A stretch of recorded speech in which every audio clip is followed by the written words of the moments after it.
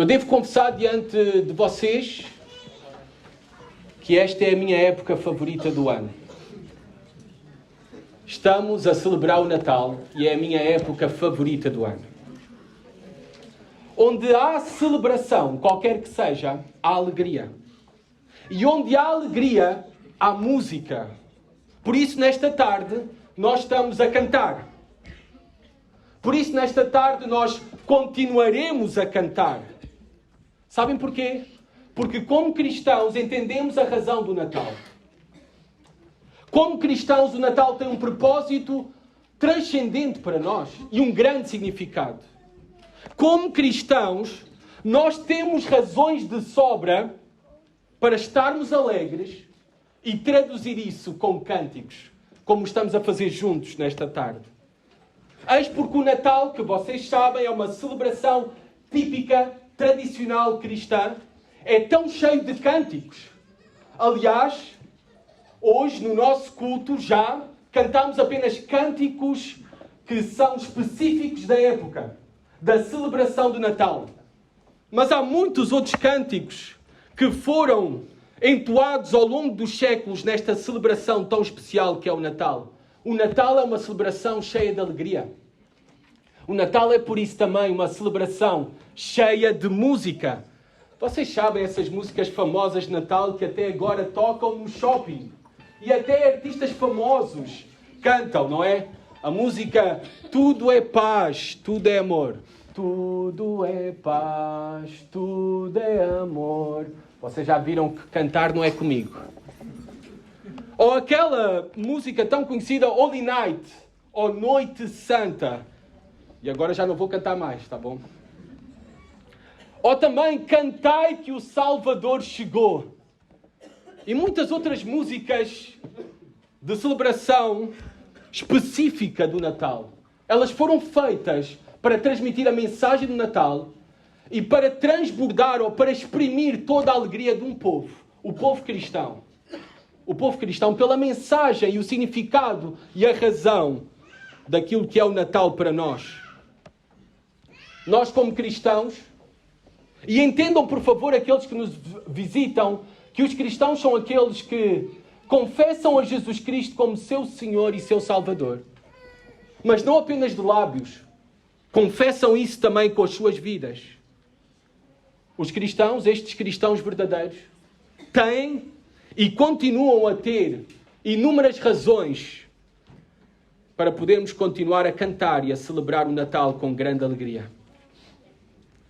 Qual a razão para tanta alegria? Qual a razão para esta celebração tão especial? Qual a razão para tanta música? A resposta, na verdade, nós encontramos no primeiro cântico de Natal que alguma vez foi feito. Alguma vez, e ficou escrito para nós, o primeiro cântico entoado no primeiro, digamos, Natal. O Natal, desde o seu início, foi marcado por alegria, e essa alegria se traduziu em música, em cânticos. Neste Evangelho de Lucas, que vamos estar a ler e a olhar para uma pequena porção e para o primeiro cântico de Natal, nós temos aqui neste Evangelho de Lucas, logo nos seus 2 primeiros capítulos, 3 cânticos escritos. Há quem diga até 4 cânticos já registados logo no início do Evangelho de Lucas. Agora entendam, esta palavra Evangelho talvez é estranha para ti. Mas esta palavra significa boas notícias. Lucas é o autor destas boas notícias que escreveu, digamos. Estas boas notícias, mas que boas notícias? O Evangelho são as boas notícias sobre quem é Jesus Cristo. E o que Ele fez para reconciliar homens e mulheres pecadores com Deus para todo o sempre. É disto que se trata o Evangelho de Lucas. E por isso começa com o começo, o nascimento deste Salvador. O nascimento de Jesus Cristo. E começa logo com 3 cânticos. Nós temos primeiramente o Cântico de Maria. Logo no primeiro capítulo. Do versículo 46 ao versículo 55. É o cântico para o qual vamos estar a olhar neste momento, está bem específico do sermão. Mas nós temos a continuação ainda no capítulo 1, o cântico de Zacarias. Há quem diga também que está aqui registado o cântico dos anjos, mas é algo tão pequeno, é apenas no capítulo 2, versículo 14, uma frase. Glória a Deus nas maiores alturas e paz na terra entre os homens a quem Ele quer bem. E por ser tão pequeno, muitos não consideram que isto é um cântico. Apenas uma doxologia, uma palavra de louvor, de adoração a Deus. E temos mais à frente, depois do nascimento de Jesus Cristo, mais um cântico de pessoas diferentes. Maria, Zacarias, se tu queres também os anjos, e depois de Simeão. Mais à frente, quando Jesus é levado ao templo para ser dedicado ao Senhor, para ser apresentado ao Senhor. Simeão também, este velho profeta, entoa um cântico de alegria e de adoração. Vamos então olhar para o cântico de Maria, nestes versículos, do versículo 46 ao 55. Este é o cântico mais famoso que está escrito em toda a Bíblia. Ele é conhecido, talvez tu já ouviste, como o cântico Magnificat, em latim.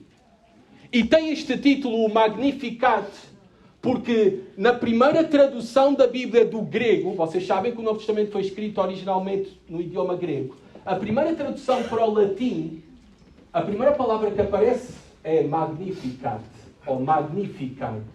E por isso então o título deste cântico. Porque aqui vamos encontrar, e eu espero que tu encontres esta tarde, as respostas pelo qual nós celebramos o Natal. A razão pela qual o povo cristão é um povo adorador e é um povo que canta. E canta com alegria. As respostas, qual a razão da nossa alegria, encontram-se no primeiro cântico de Natal. No cântico de Maria.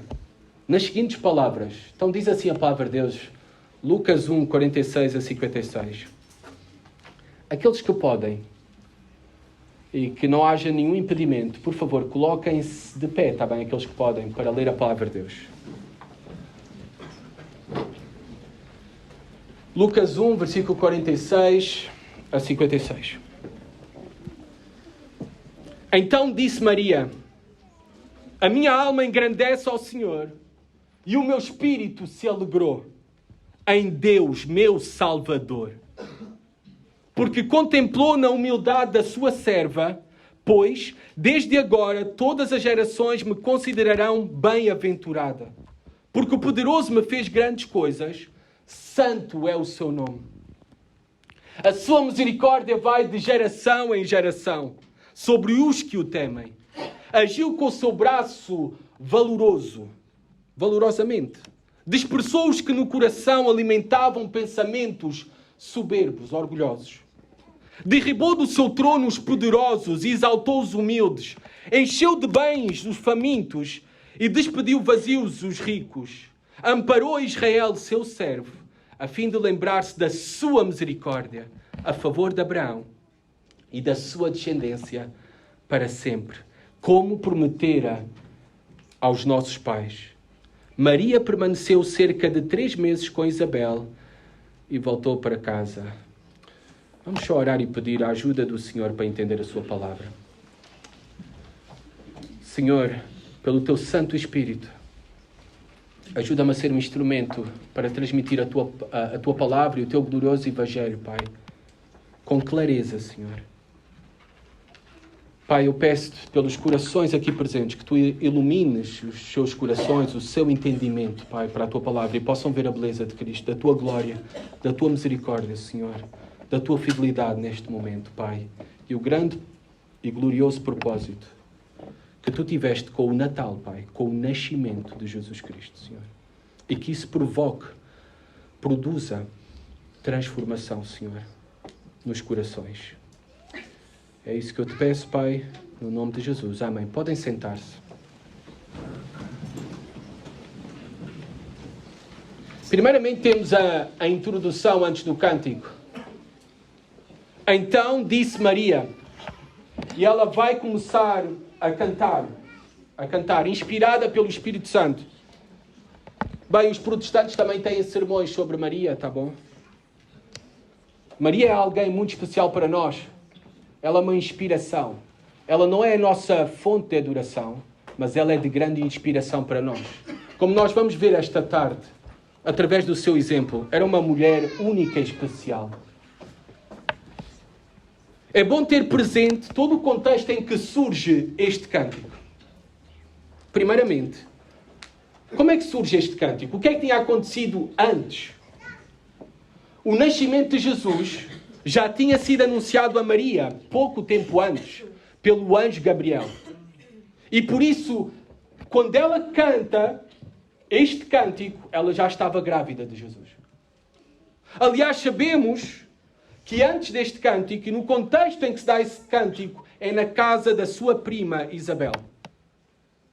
Maria, depois de ouvir o anúncio e a promessa, ser predito o nascimento de Jesus Cristo, vai até à casa da sua prima Isabel. E porquê é que ela vai à casa da sua prima Isabel? Bem, porque olhem, reparem nas palavras no anjo, no capítulo 1, versículo 35 e 36. Respondeu-lhe o anjo: descerá sobre ti o Espírito Santo, e o poder do Altíssimo te envolverá com a sua sombra. Por isso também o ente santo que há de nascer será chamado Filho de Deus.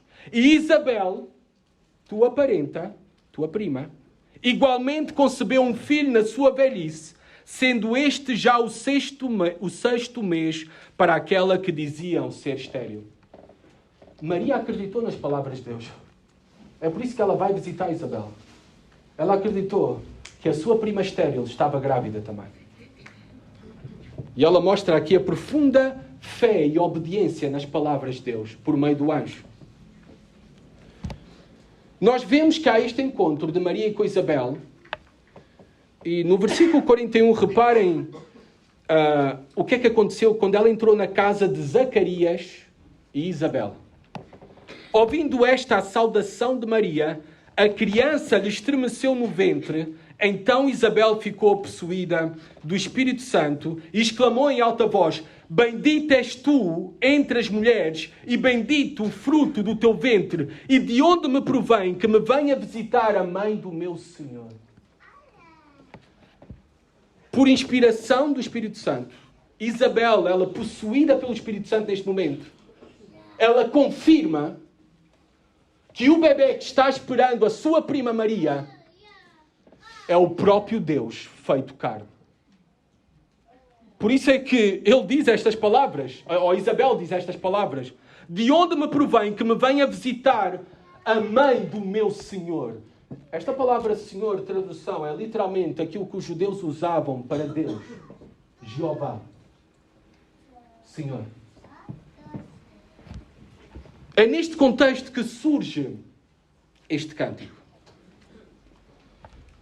Este hino, o mais famoso em toda a Bíblia, o qual eu digo que é o primeiro hino de Natal.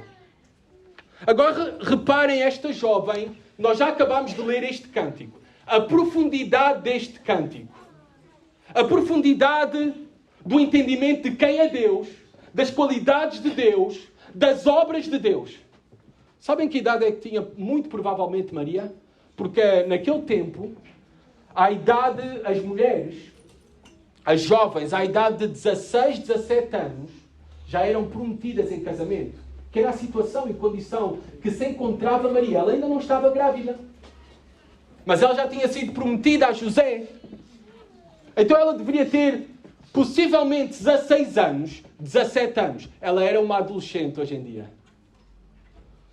Uma adolescente que entoa este cântico, que cria este cântico pela primeira vez, mostrando que ela era uma mulher judia, temente a Deus, devota a Deus, e que conhecia a palavra de Deus muito mais e melhor do que nós, com vários anos e décadas como cristãos. Ela conhecia as Sagradas Escrituras, os Salmos e os Profetas, desde tenra idade, ou por leitura, ou por ouvir a palavra de Deus. É por isso que este cântico é muito semelhante, e deixo aqui um desafio para quem desejar, de ler 1 Samuel capítulo 2, do versículo 1 ao 11. E é muito semelhante ao cântico de Ana. Ana também era uma mulher estéril que pedia por um filho, e o Senhor lhe concedeu a graça de ter um filho, o profeta Samuel, que ela consagrou ao Senhor. E antes mesmo de entregá-lo no templo, Ana profere também um cântico. E há muitas semelhanças entre o cântico de Maria e o cântico de Ana. Mas, sobretudo, este cântico está cheio de referências também aos salmos. Vocês sabem que os salmos é o inário de Israel. O inário do povo de Deus. E várias das expressões que são usadas aqui neste cântico por Maria, ela se inspira na palavra de Deus, e especificamente nos salmos. Então aqui vemos a primeira lição muito importante para nós como cristãos. A música é muito importante para nós. Ponto 1. Por isso é que cantamos. E a música é muito importante na adoração cristã, para exaltarmos o nosso Deus e para proclamar a sua mensagem. E nós, seguindo o exemplo de Maria, devemos ser como ela. Nós devemos usar a própria palavra de Deus, a própria linguagem do Espírito de Deus que está na sua palavra, para podermos orar ao Senhor e também cantar ao Senhor com a linguagem própria do Espírito Santo. Sabe, uma das grandes tristezas do cristianismo hoje em dia, fazendo uma crítica para dentro, é o analfabetismo bíblico. Temos acesso à Bíblia por tudo, online, gratuitamente, em todas as formas, papéis e cores. Mas nós conhecemos muito pouco da Bíblia.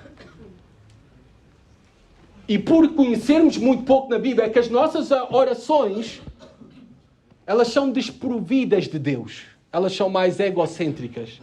As nossas orações são apenas pedidos, não é pessoais. E isso também se traduz nas nossas canções muitas vezes. As canções no meio evangélico. No povo evangélico, no povo do Evangelho. Muitas vezes há canções em muitas igrejas que, espremendo bem, não sai nada. Mesmo espremendo bem. Não sai nenhum alimento da sua letra, da sua mensagem para edificar a alma. Qual a razão? É porque aqueles que se dizem cristãos não conhecem verdadeiramente a Deus como Maria conhecia com 16 anos, 17 anos. Por isso a diferença. Por isso este cântico é centrado em Deus, nos atributos de Deus e nas obras de Deus. Quando hoje em dia na igreja estamos mais centrados em nós. E os pedidos é sobre nós. E a vida é sobre nós. E o centro somos nós. Quando conhecermos verdadeiramente a Deus, as nossas almas só terão um tesouro, um foco. É Ele. Ele é o nosso maior tesouro. Ele é tudo para nós. E isso irá ser expresso também nas nossas músicas, na nossa adoração, nas nossas orações. Versículo 46 a 49. Bem, eu não sou um especialista em música, nem em poesia hebraica, que é totalmente diferente à nossa. Isto é poesia hebraica, feita com paralelismos. Ou seja, não está feita a poesia hebraica para rimar. Mas eu posso olhar para este cântico, eu creio que podemos olhar para este cântico e dividi-lo facilmente em dois. Ou eu diria até em três, se queremos poder dilacerá-lo um pouco mais. Em duas estrofes. A primeira estrofe nós vemos do versículo 46 a 49. Nós vemos aqui que Maria começa engrandecendo a Deus por aquilo que Ele fez por ela. O foco agora está em agradecer a Deus, adorar a Deus, mas por aquilo que Ele fez por ela. Nos primeiros versículos. Reparem como começa o versículo 46, o cântico. A minha alma engrandece ao Senhor. Esta é a palavra. A minha alma magnifica ao Senhor. A minha alma exalta ao Senhor. Maria está a cantar este cântico para honrar a Deus, para louvar a Deus, para adorar a Deus, glorificar o seu Deus. E o faz aqui, reparem, com um paralelismo sinónimo. Porque fala, a minha alma engrandece ao Senhor e o meu espírito se alegrou em Deus, meu Salvador. Alma e espírito são a mesma coisa. o que quer traduzir aqui Maria é que todo o seu ser, não é apenas os seus lábios, mas todo o seu ser, as suas afeições, os seus sentimentos, se rendem ao Senhor para o adorar.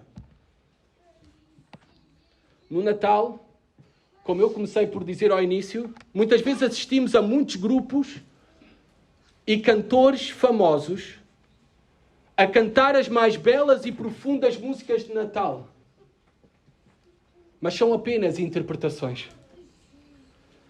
Porque a sua alma, o seu espírito, não canta as mesmas verdades que saem dos seus lábios. O grande problema, e essa é mesmo uma má notícia, é que muitos celebram o Natal, só que o grande problema é que não celebram a verdadeira razão do Natal.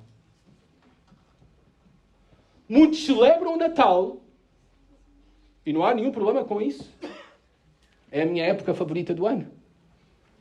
Mas o mais importante não é apenas celebrar tradicionalmente o Natal, mas é celebrar a verdadeira razão do Natal, da mensagem do Natal. Tal como Maria, não apenas de lábios, mas todo o seu ser. Acreditava em Deus, se rendia em Deus, amava a Deus. Não era apenas palavras. Reparem, o versículo 47 diz: ela alegra-se grandemente em Deus. A sua adoração é alimentada pela sua alegria. Por isso é que eu digo que os cristãos têm que ser o povo mais alegre do mundo. Na nossa cultura portuguesa, como portugueses, temos muitas dificuldades para sermos um povo alegre. Somos mais conhecidos pelo povo do fado, do fatalismo. Como cristãos, deve ser diferente nas nossas vidas. Nós temos razões que sobram para estarmos alegres. A nossa adoração, os nossos cânticos, são alimentados pela alegria da nossa alma. E a razão da alegria da nossa alma não é o que Ele nos dá, é o próprio Deus. Reparem que ela diz: alegro-me, não é? O meu espírito se alegrou em Deus. E ela diz algo mais sobre quem é esse Deus para ela. Ela o chama aqui meu Salvador.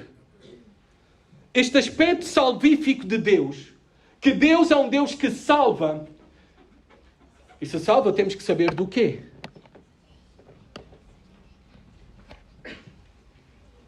Maria confessa e crê a Deus que Ele é o seu Salvador. E este aspecto de um Deus que salva é a ênfase que Maria dá em todo o seu cântico. Que Deus salva.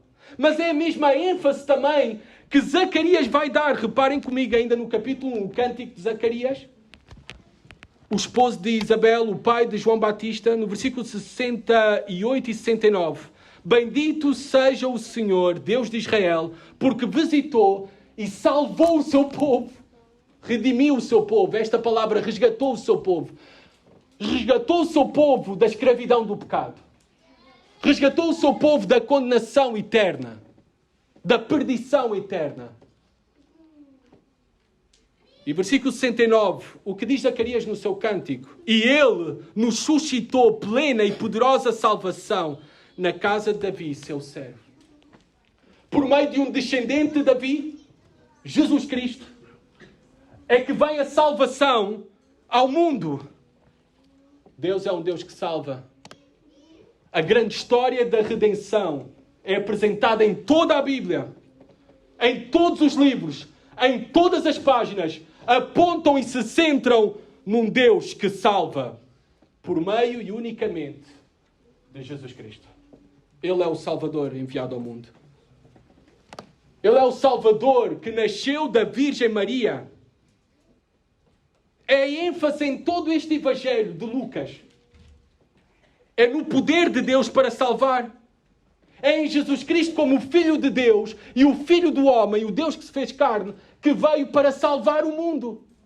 Ao morrer pelos pecados do mundo, e quando falo mundo, de todas as etnias, de todos os povos, Deus não faz exceção. E veio a morrer na cruz, porque alguém tinha que nos representar. Porque diante de Deus, todos nós somos culpados por sermos pecadores. E estamos separados de Deus. E um Deus que é bom, é um Deus que tem que ser justo. Sabem, eu sempre dou esta ilustração porque é tão fácil e simples de entender que um Deus bom tem que condenar aquele que é culpado, senão deixa de ser bom. Por exemplo, imagina tu que és pai aqui e que fazem mal ao teu filho. Alguém faz mal ao teu filho. Eu não vou entrar aqui em outros detalhes para talvez tornar a ilustração mais vívida para ti. Mas imaginem que esse homem acaba por matar o teu filho. E tu vais a tribunal, porque ele foi apanhado. Tu vais a tribunal e estás à espera aí que o juiz dê uma sentença a ele. Condenação justa. Se é que podemos falar de alguma condenação justa dos homens quando alguém é tirado da vida. Mas esse juiz entra na sala e diz: como eu sou um juiz bom e de amor,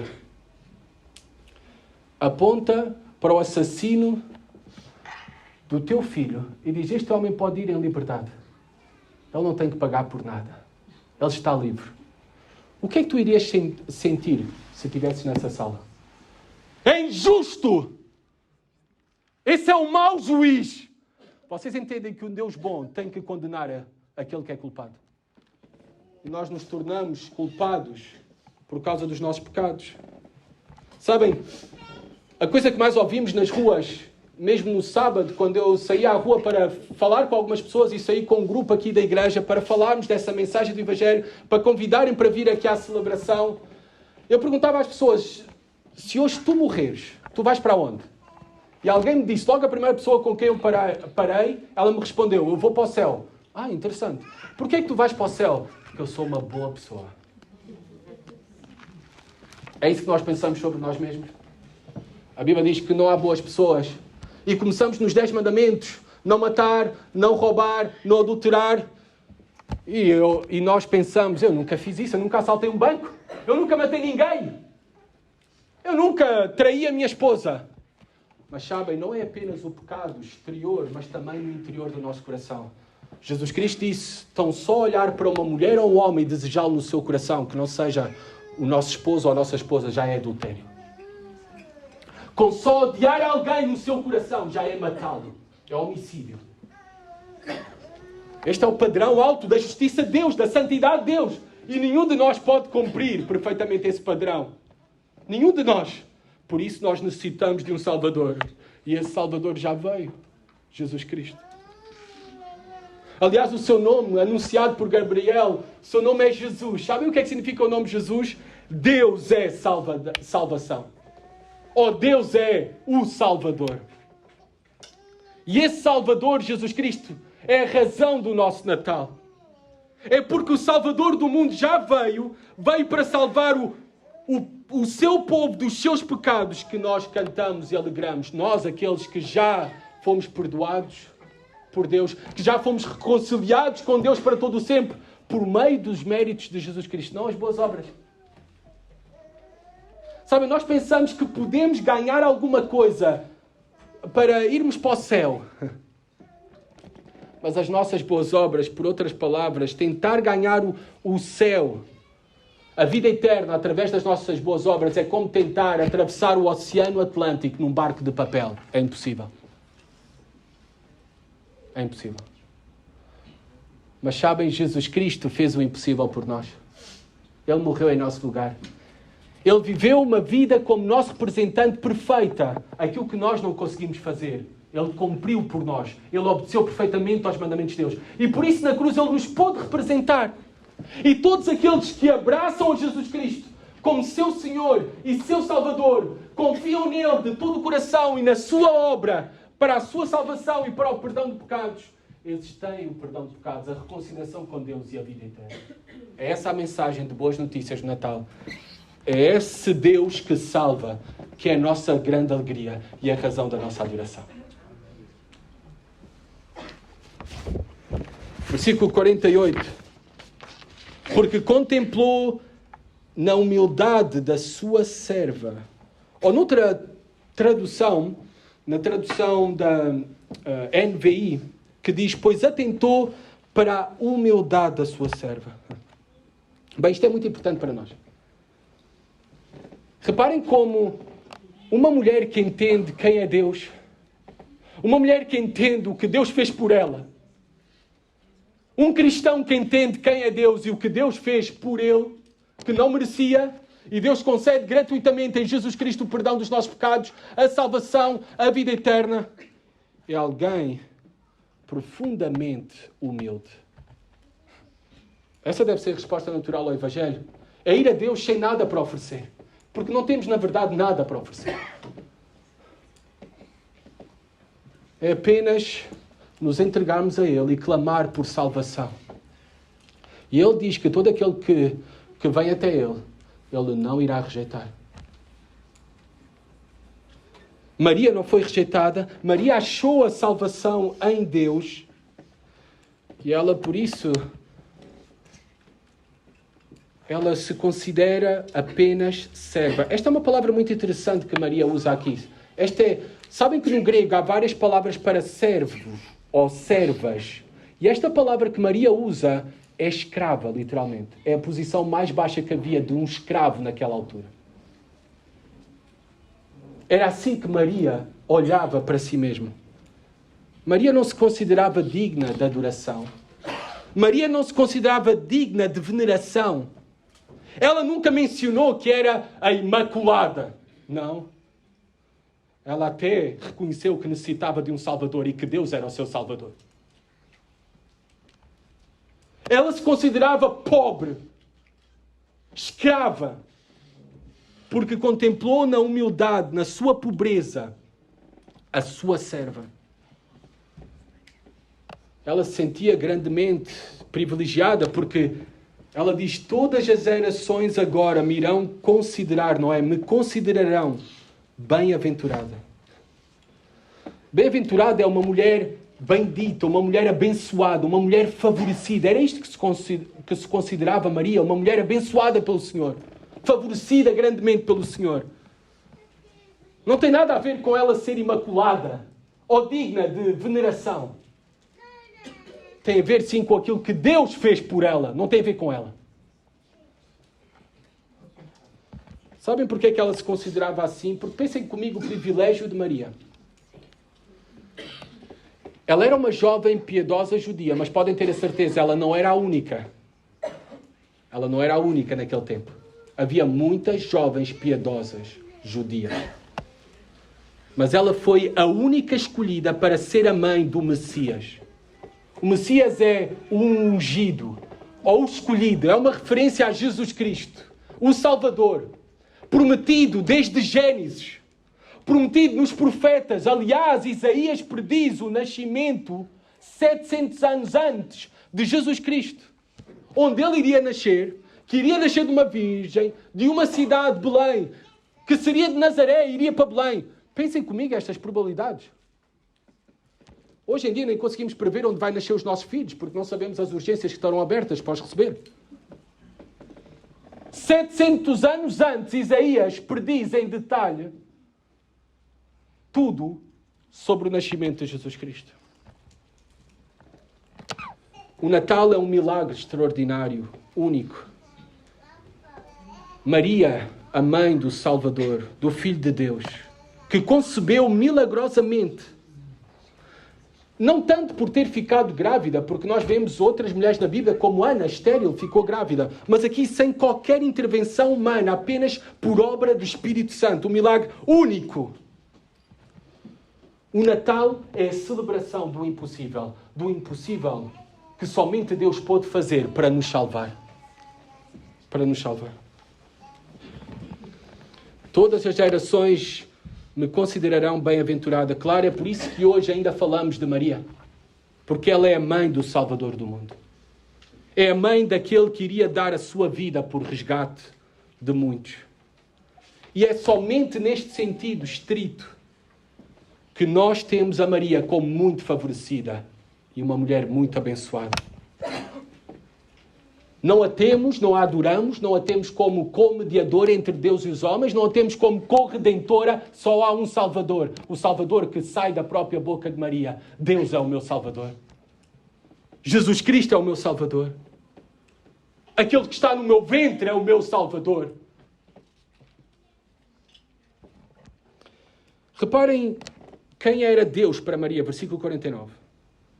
Porque o poderoso me fez grandes coisas. Bem, essas grandes coisas que acabámos de falar. Santo é o seu nome. Maria destaca que Deus é o Todo-Poderoso. Aquele que lhe fez grandes coisas. Que Deus é o Deus do impossível. Maria também destaca que Deus é o Santo. Santo é o seu nome. E nós temos referências a Deus como Santo em várias outras partes das Escrituras. E o que é que significa esta palavra santa para um judeu? Para nós pensamos que um santo é alguém que não faz mal a ninguém, de boa moral. Mas para o pensamento desse adjetivo, para um judeu, dar este adjetivo a Deus, o entendimento de santo é totalmente diferente. Santo não é apenas uma questão de moral de Deus. Santo, e Maria referir-se a Deus como santo, santo é o seu nome, é um separado. Deus é separado de tudo e de todos, e não há ninguém que se assemelhe ou se compare a Ele, nem mesmo os anjos. Ele é único, Ele é o transcendente Deus, Ele é o inigualável Deus, Ele é o imensurável Deus, Ele é o infinito Deus, Ele é o glorioso Deus. Santo é o seu nome. Oh, como Maria, esta mulher, conhecia tão bem o seu Deus. E o conhecia por meio das Escrituras.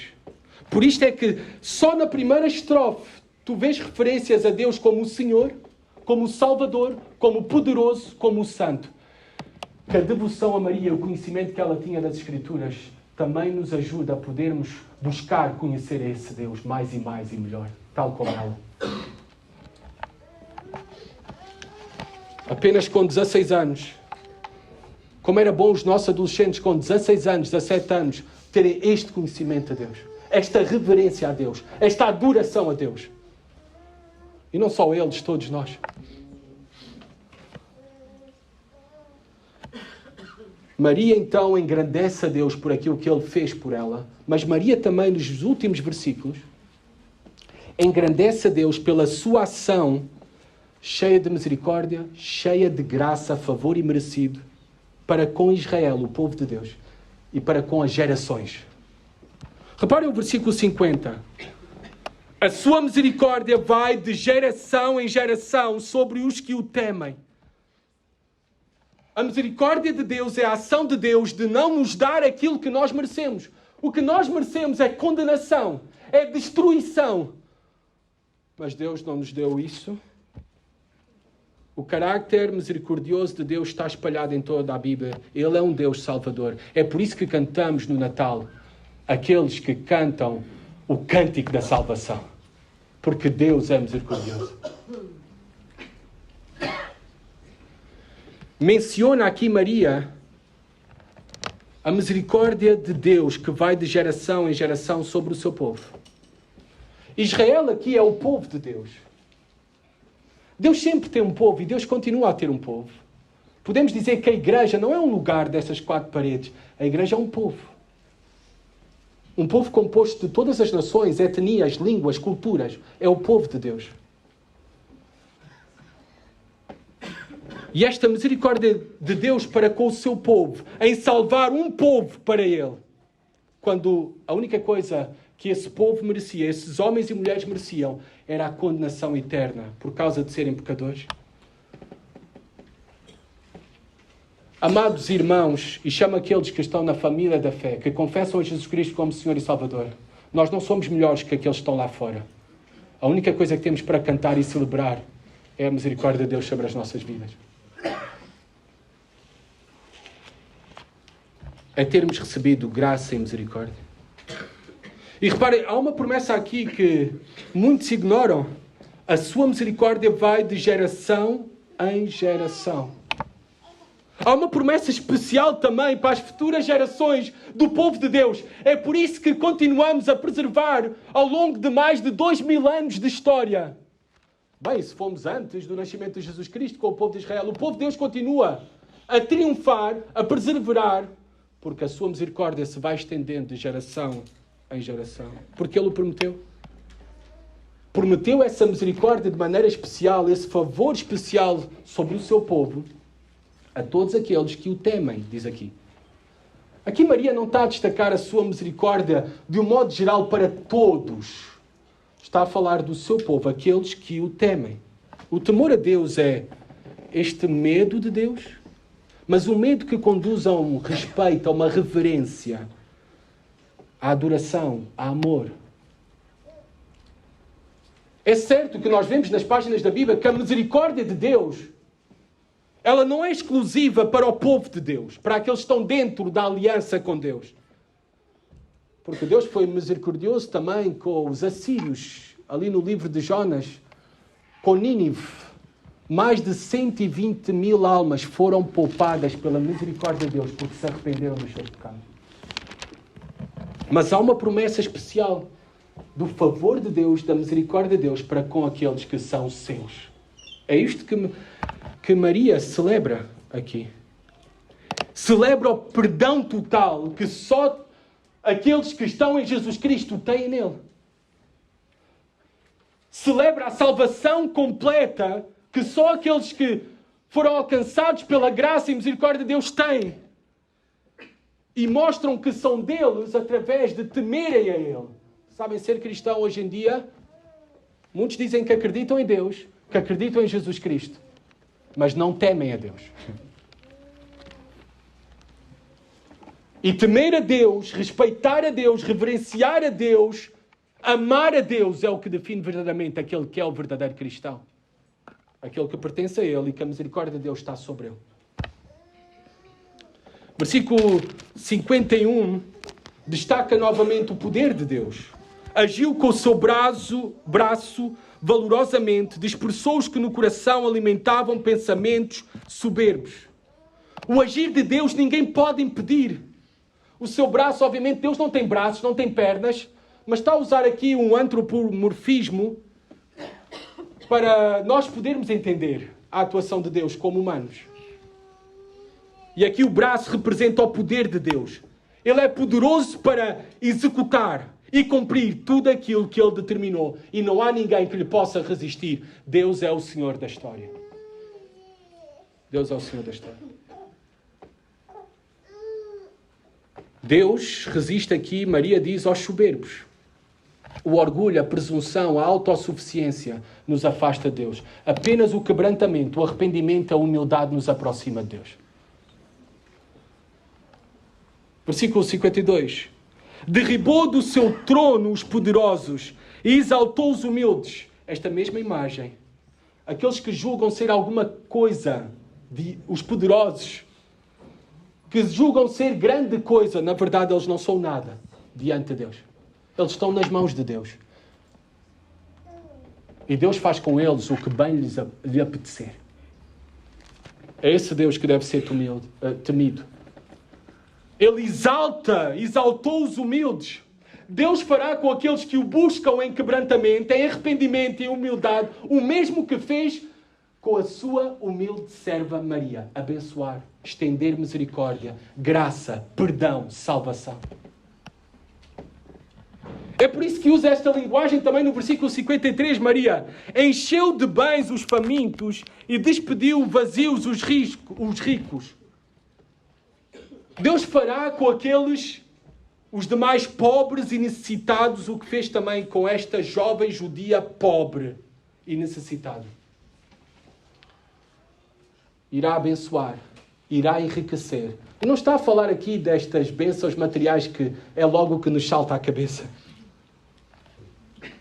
Mas Jesus Cristo nos fala ao longo do Evangelho que Ele é o pão da vida que nos veio a saciar a nossa fome espiritual. A fome por justiça, a fome pelo perdão dos nossos pecados, a fome por salvação. Ele é o pão da vida. Ele é a água viva que veio saciar a nossa sede espiritual. E a tua alma só achará descanso e repouso em Jesus Cristo. É por isso que Maria canta aqui, encheu de bens os famintos. E despediu vazios os ricos, aqueles que se julgam alguma coisa, que não precisam de Deus, que são presunçosos, orgulhosos, aqueles que pensam que são saudáveis. Deus veio para os doentes e enfermos. É para Ele que veio estender salvação e cura para as almas. Aqueles que acham que não precisam de nada, nunca irão sentir a necessidade de um Salvador. E por isso serão rejeitados por Deus. E terminamos já caminhando para o final. Versículo 54. Maria engrandece agora a Deus, especificamente pela sua fidelidade para com o povo de Deus, para com Israel. E no fundo, a sua fidelidade para conosco, que somos o povo de Deus. Diz assim: amparou a Israel, seu servo, a fim de lembrar-se da sua misericórdia, a favor de Abraão e de sua descendência para sempre, como prometera aos nossos pais. Amparou a Israel, esta imagem de Deus ser o auxiliador, o ajudador do seu povo. É Ele quem é o nosso auxílio. É Ele quem é o nosso ajudador. É Ele quem nos beneficia de todas as coisas. Tudo devemos a Ele. Só o simples facto de eu estar em pé diante de vocês e a respirar é porque Ele me auxilia para tal coisa. É Ele que auxiliou e ajudou Israel ao preservar o seu povo ao longo dos séculos. Israel teve tudo para dar errado. Rebelaram-se contra Deus. Nós já temos estudado, não é? Recentemente até, através do livro de Abacuque, que de 12 tribos de Israel, 10 tribos desapareceram, foram aniquiladas pela Assíria. E as 2 tribos do sul, Judá e Benjamim, foram levadas para o cativeiro da Babilónia. O grande império naquele tempo. Teve tudo para desaparecer, mas Deus sempre preservou um remanente fiel, porque desse remanente fiel viria o Salvador de todos os povos, Jesus Cristo. É isto que destaca Maria, a fidelidade de Deus em preservar o seu povo e as suas promessas de salvação. É interessante que aqui se refere ao povo de Deus como servo, mas esta não é a mesma palavra que Maria usa. Esta é a palavra que nas Escrituras encontramos para paidos, é filho. Reparem que o seu povo, sim, somos servos de Deus, sim, o servimos, mas somos servos que foram feitos filhos de Deus. Porque estamos no Filho, Jesus Cristo. Ele próprio, o servo perfeito e filho de Deus, Jesus Cristo. Novamente, Maria destaca aqui a misericórdia de Deus. Tudo isto fez Deus para lembrar-se da sua misericórdia, a fim de lembrar-se da sua misericórdia. Novamente, Deus não se pode esquecer. Está a usar uma figura de linguagem. Deus não se esquece. Mas para que nós entendamos que a sua misericórdia, ela se renova a cada dia e ela se renovará por todas as gerações. É um Deus que salva e continua a salvar. E essa salvação também é oferecida para ti hoje. É um Deus que foi fiel à promessa feita, como diz o versículo 55, a favor de Abraão e da sua descendência para sempre. Qual é essa promessa que Deus cumpriu a Abraão? Que promessa é que Deus deu a Abraão? Por favor, me acompanhem ao primeiro livro da Bíblia, Gênesis capítulo 12. Para vocês verem que a Bíblia está toda ela ligada. É uma só história, a história da redenção. A história da salvação. Em Jesus Cristo. Gênesis capítulo 12. Aqui vemos a primeira vez que Deus fala com Abraão. Abraão, que era daquela região Ur dos Caldeus, atual Iraque. E reparem o que Deus prometeu a Abraão. Aquele que veio a ser o pai étnico da nação de Israel. Diz assim a palavra de Deus. Ora, disse o Senhor a Abraão, sai da tua terra, da tua parentela e da casa de teu pai e vai para a terra que te mostrarei. De ti farei uma grande nação e te abençoarei e te engrandecerei o nome. Sê tu uma bênção. Agora prestem atenção. Abençoarei os que te abençoarem e amaldiçoarei os que te amaldiçoarem. Em ti serão benditas, favorecidas todas as famílias da terra. A bênção, a promessa feita a Abraão não era apenas para Abraão. Era para todas as nações, todas as etnias, todos os povos. Não era apenas para os seus descendentes. Mas esta promessa feita a Abraão se cumpre em nós que estamos aqui. O seu povo composto de várias nações que estão aqui representadas. Em ti, Abraão, no teu descendente, Jesus Cristo, descendente de Abraão, judeu, serão abençoadas todas as famílias da terra. A promessa de Deus que nós testemunhamos hoje no Natal também, olhando uns para os outros. Como prometera aos nossos pais. Deus é um Deus fiel às suas promessas. Maria adora a Deus pelo seu carácter misericordioso, fiel, ao cumprir todas as suas promessas, ao enviar o Salvador prometido. É isto que a fez cantar e alegrar-se. Maria podia alegrar-se e cantar porque tinha a Deus como seu Salvador. A maior necessidade do homem, a tua maior necessidade, é de um Salvador. Um famoso teólogo disse o seguinte, D.A. Carson, disse: se a nossa maior necessidade fosse económica, Deus nos teria enviado um economista. Se a nossa maior necessidade fosse entretenimento, Ele nos teria enviado um comediante ou um artista. Se a nossa maior necessidade fosse estabilidade política, Ele nos teria enviado um político. Se a nossa maior necessidade fosse a saúde, Ele nos teria enviado um médico. Mas Deus sabia que a nossa maior necessidade envolvia o nosso pecado, a nossa separação dele, a nossa profunda rebelião, cuja consequência é a morte. E por isso é que Ele nos enviou um Salvador. E Ele já veio, é Jesus Cristo. É Ele que celebramos e é a razão do nosso Natal. Jesus Cristo é o teu Salvador? Eu espero que tu esta noite saias a crer de todo o teu coração que Jesus Cristo é o teu Salvador. Pois só nele tu podes ter o perdão dos teus pecados. E podes receber um novo cântico também na tua boca, que cantarás por toda uma eternidade, semelhante ao cântico de Maria. Tal como Maria, nós vemos aqui que Maria se alegrava em Deus e em Jesus Cristo como seu Salvador. Nós também temos todas e mais algumas razões para o fazer, para nos alegrarmos em Deus. Independentemente das circunstâncias, independentemente daquilo que nós estamos a passar, nós sabemos que Deus é misericordioso e nós sabemos que as suas promessas serão todas cumpridas. Por isso nos podemos alegrar. Nos alegramos por quem Ele é, a sua misericórdia, a sua fidelidade. É por isso que nós cantamos. Porque o nosso Deus é fiel. O nosso Deus cumpre as suas promessas.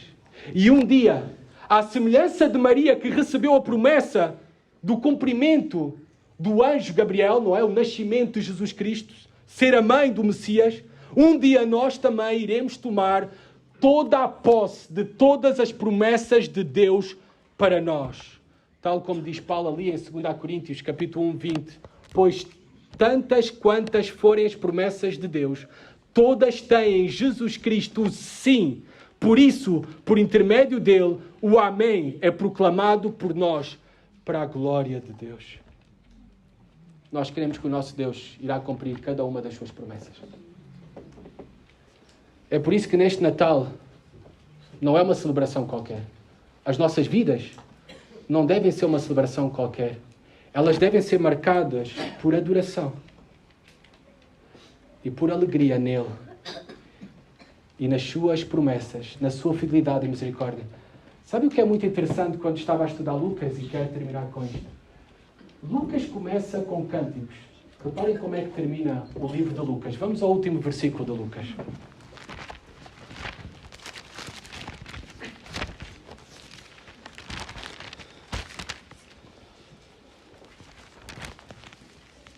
Já passou a morte de Jesus Cristo, a ressurreição de Jesus Cristo, é o momento da ascensão de Jesus Cristo.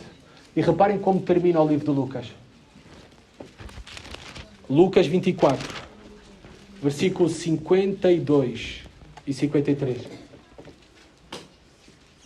Reparem o que diz sobre os seguidores de Jesus Cristo, os discípulos de Jesus Cristo, o povo de Deus. Então eles, adorando-o, voltaram para Jerusalém tomados de grande júbilo, adoração, alegria, o mesmo que Maria. E reparem, estavam sempre no templo louvando a Deus. Amados, que as nossas vidas sejam, em tudo aquilo que nós fazemos, um louvor a Deus, um cântico a Deus, um sacrifício vivo, santo e agradável a Deus. E que entoemos por meio das nossas vidas essa música da salvação, por vidas transformadas que proclamam também a outros onde podem achar a salvação, onde só existe em Deus. Ele que é o nosso Salvador, Ele que é a nossa alegria, Ele que é a razão do nosso louvor. Hoje, e tal como os primeiros discípulos, e para todo o sempre, permaneciam no templo, louvando a Deus. Vamos orar. Senhor, que essa seja uma verdade nas nossas vidas, Pai. Uma verdade de almas completamente rendidas a Ti, adorando por quem Tu és e pela Tua misericórdia, fidelidade e as Tuas promessas, Pai. Almas tomadas de grande alegria, de grande júbilo. Almas que são do louvor para Ti, não apenas com os nossos lábios, mas em tudo aquilo que nós fazemos, Pai. Porque naturalmente, diante de tudo aquilo que Tu fizeste por nós, por meio de Jesus Cristo, só nos resta adorar-Te, Pai. E alegrar-nos, Senhor, por toda uma eternidade. E que não o façamos apenas neste Natal, mas sempre, Pai, o possamos fazer. E apontar outros, Senhor, para também se juntarem a nós, para louvarem-Te a Ti e confessarem-Te a Ti como o Deus da salvação. Amém.